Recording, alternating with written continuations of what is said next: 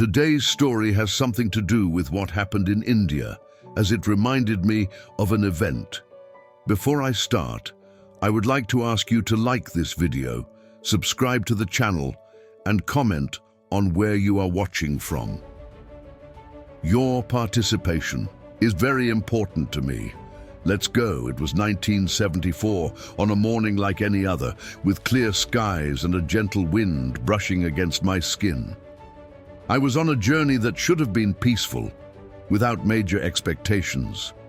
Just another one of those routines life imposes on us. My name is Jeremy, but they call me Grandpa, and today I'll tell you something that no one could have foreseen. Something that transformed me from an ordinary man into a survivor of a tragedy that has been etched in my memory forever. Small airplanes, like the one I was in, always gave me a sense of fragility, but it was a pleasant feeling without many worries. We were headed for a not-so-distant destination, a business trip that would quickly turn into a nightmare. The passengers around me were all strangers. There were some casual conversations about families and good weather, but nothing that indicated that in a few hours our lives would change forever. The flight was peaceful, the engines running smoothly, and the slight bumps typical of small aircraft didn't seem like cause for concern. I even felt a little comfortable, remembering the times I traveled in similar situations. However, when the plane started shaking, I felt something different. The engine's hum, which had been constant and reassuring, started to falter. I looked around and saw that others were becoming uneasy too, but there was still no reason to panic. I tried to stay calm, but my instincts told me something was wrong. The plane began to sway more violently, and the passengers started moving, looking out the window, trying to understand what was happening. The captain, over the intercom, tried to reassure everyone, but his voice sounded more nervous than usual. Suddenly, the plane made a sharp turn and began descending unexpectedly. Panic took over the cabin. Screams mixed with the sound of metal grinding. I was there, an old veteran trying to keep control, but even with all the experience I had, I knew there was nothing I could do but pray. The cabin was growing darker, and before I could do anything, a violent force pushed me into the seat.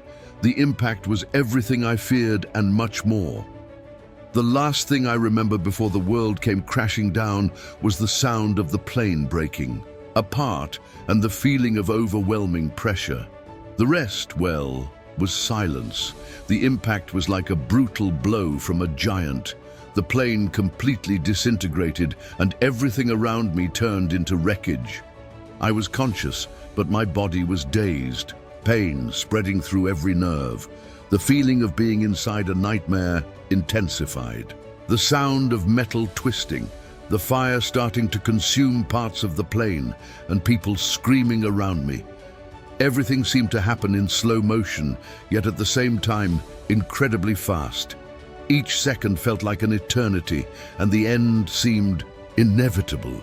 The last thing I saw was the sky, now distorted and darkened by smoke and the plane's debris. After that, what remained was absolute silence. When I opened my eyes, everything around me was destroyed.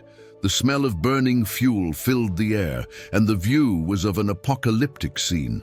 What remained of the plane was a heap of twisted metal, flames still devouring parts of what had been a means of transportation. My body was sore, my vision blurred, and for a moment I didn't know where I was. The people around me were in panic, some injured, others out of their minds. What I felt wasn't fear anymore, but the certainty that if I didn't react quickly, our situation could get even worse. The survival instinct, that which we all have but don't always know how to act on, kicked in at that moment. I knew that if we didn't start acting immediately, the jungle around us would become our prison and most likely our tomb. But it wasn't time to think about dying. It was time to survive. In the first moments after the impact, chaos reigned. Screams, hopelessness, and the feeling that everything was lost filled the air. But in me, something older began to surface. Years of military training and field experiences that had seemed distant for so long now came to me with surprising clarity. With the wounded around me and fear in the air, I needed to act immediately. First, I did a quick assessment of what I had around me.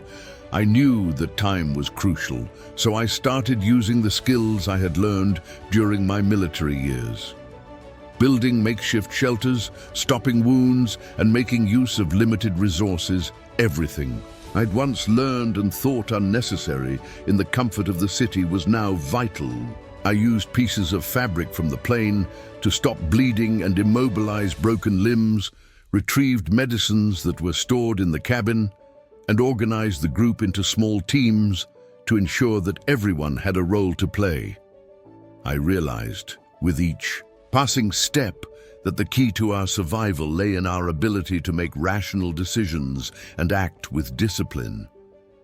Panic could not take over. I knew that if we didn't organize our efforts effectively, nature, with its relentless savagery, would do the job for us. Nature doesn't forgive mistakes, and we needed to be ready to face whatever came our way. In the first days, with the lack of food and water, the situation seemed increasingly desperate. The adrenaline that kept us alive in the initial moments began to give way to exhaustion, and even with all my experience, there were times when I doubted we would survive. But each step, each right decision, like finding water, gave us one more reason to keep going. The field experience and knowledge I had acquired during my career became my greatest weapon. I taught the group the importance of staying calm and using the vegetation around us to our advantage. The fire, which we managed to create with stones and twigs, became a symbol of our resistance. It was our source of heat, light, and even food, as we used it to cook whatever little we could catch.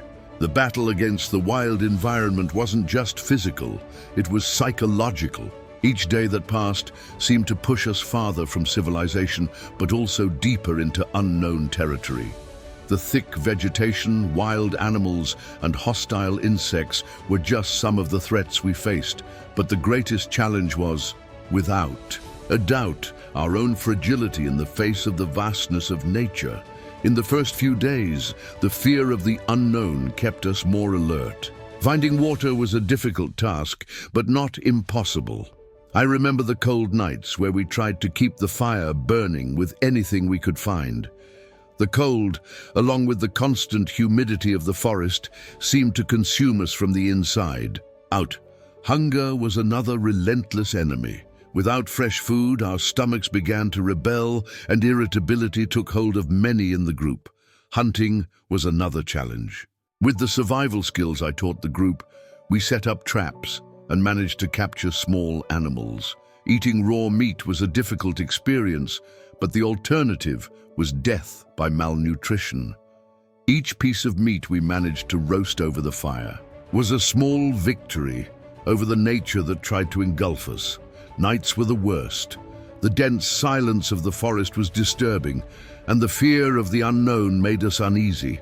The sound of animals in the vicinity, the biting wind, and the absolute darkness were elements of a constant psychological battle. But at the same time, there was something inside me that refused to give in.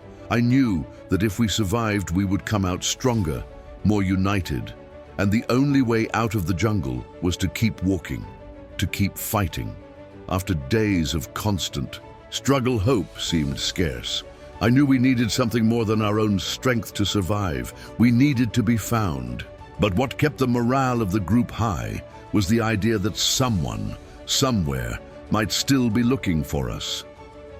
It was one morning, after more than a week of anguish, that we heard a distant sound. The roar of an engine cutting through the sky, getting closer and closer, like a distant dream but unmistakable. I looked toward the horizon, my heart racing, and saw smoke in the distance. The sound grew louder, and I knew we were being rescued. What seemed like a delirium, a fantasy of survivors on the brink of death, was becoming real. When the helicopter appeared, the feeling was indescribable. Relief flooded our bodies, but there was also a certain sadness, a strange nostalgia for the experience that, even though painful, united us. The rescue was the end of a journey, but also the beginning of a new chapter for all of us. When I was lifted off the ground and taken to safety, I looked at the other survivors. The fight for life had transformed us, and we left that jungle not only alive, but renewed. The experience was brutal, but life, as always, found a way to remind us of its value. When we were finally safe, with a helicopter taking us away from that wild place, I realized that life was much more than survival. It was about resisting, about learning from adversity, about never giving up even when everything seemed lost. Well, I hope my story has touched your hearts in some way, and that you can find in it a reminder that no matter how dark the night is, dawn always comes, and that each of us has within us the strength necessary to face the challenges that may arise. Don't forget to leave your like on this video and subscribe to the channel. If you haven't done so yet, please leave your comments, share your own stories of overcoming, and if this video touched your heart, please share it with someone who may need to hear that, yes, it is possible to survive the storms and find peace. May God bless you all, and goodbye. I will see you again.